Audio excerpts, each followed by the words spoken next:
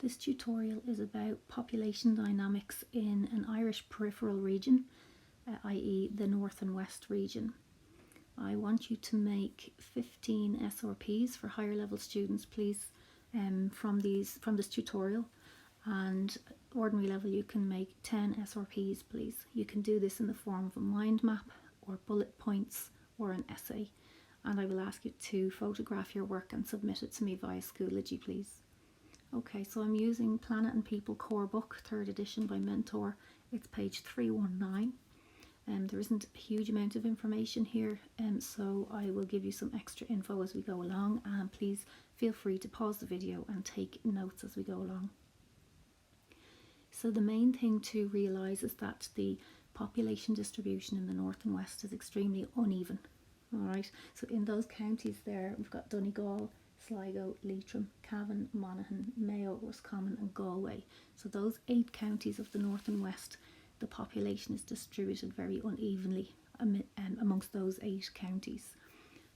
Your book here says that the largest numbers are concentrated near and around large lowland towns. So I'll go through those towns now in a minute.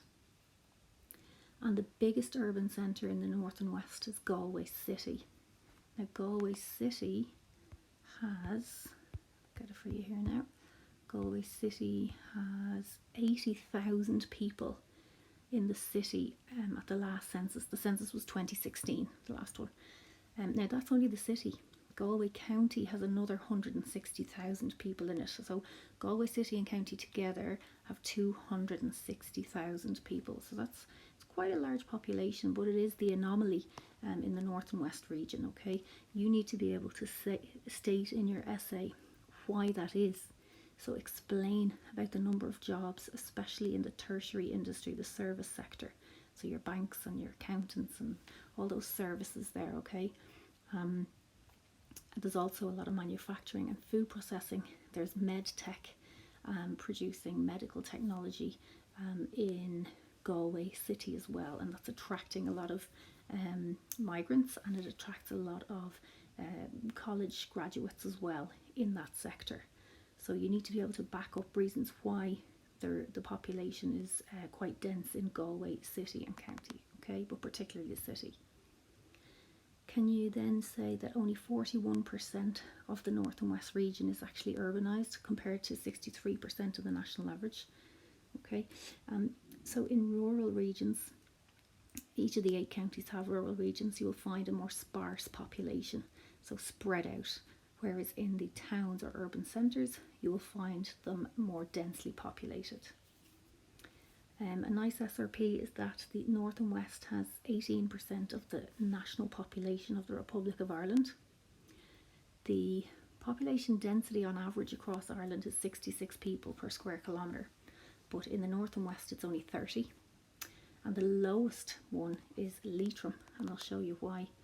So if you have a look at, So if you have a look at these pictures of Leitrim, so if you go onto Google Earth or Google Maps, you can have a look and zoom in to County Leitrim. You can see all of those dark colours. They are all wetlands, okay? Loads and loads of lakes. In fact, I was in Leitrim recently, just a few weeks ago. I couldn't get over the amount of standing water and lack of drainage in the county. And there was all those tufts of marsh grass everywhere as well.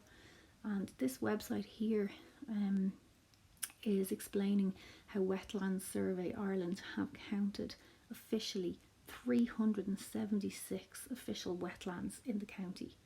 So that is really going to reduce the population, and it's no wonder there's only 18 people per kilometre squared in Leitrim, when so much of the land is not suitable for building on, not suitable for farming, and not suitable for forestry even. So, you know, that makes sense, and you need to explain in your answer why the population density is so low in Leitrim.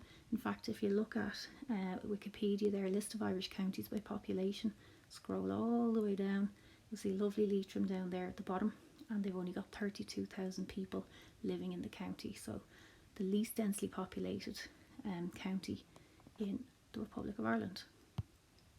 So back to your textbook. can you also write that Galway City has the highest density, and I explained that to you, 80,000. So yeah, refer to the relief, the poor soils and poor drainage in Leitrim. You can also mention there's a high rate of out-migration from rural areas in Sligo, Leitrim, Roscommon, Monaghan and so on. A lot of people, when they leave school there, they head to the cities, bigger cities like Cork, Galway, Dublin and so on, to look for work, and they can usually find higher paid jobs there, better services and so on. So there's a huge amount of out migration from places especially like Sligo and Leitrim. Down the end of your book there, it says there's a high elderly dependency ratio. This is really important. This means that there's more old people than young, okay, and that the old people are relying on the young people to work and pay taxes to support them. So that's a high elderly dependency ratio. Another statistic there is that the majority of farmers in Leitrim are over the age of 55. So that's quite old for such a strenuous outdoor job, actually. Okay, just a few more points for you here. If you have a look at, okay, so the total population of the Republic of Ireland at the moment is 4.9 million, all right, so you can add that in. Now here's a nice little graphic of Donegal, and Donegal has, I know it says 129 in this summary, but as far as I know it's more than that. Wait till we check. So Donegal, yeah, 159, so 159,000 people in Donegal. Now that's quite small because it's quite a large county by area. So if you have a look here, main reason is, ta-da, all the mountain ranges, steep relief, high altitude, it's windy, it's wet, we get a lot of relief rainfall, 2,200 millimetres of rain per year in the Blue Stack Mountains, the Glendown Mountains, the Derryveigh Mountains, very steep relief there, lots of valleys too. A lot of national parks like Glenveigh National Park where you can't build houses anyway, so it's going to reduce the population density obviously. One of the places that has a large density here will be Killybegs, and Killybegs is the third biggest fishing harbour in Ireland actually, and it's worth 50 million to the local economy in Donegal, and that has a higher population density than the rural areas in Donegal. So obviously Donegal town and Letterkenny would be two areas with a higher density in the county as well. And Mayo's population is only 1/3 of what it was pre-famine. So it is growing though. Between the last two censuses, so 2011, 2016, it did show a growth, and there's some statistics there on that page if you want to borrow them for your essay. And yeah, so I think that's it.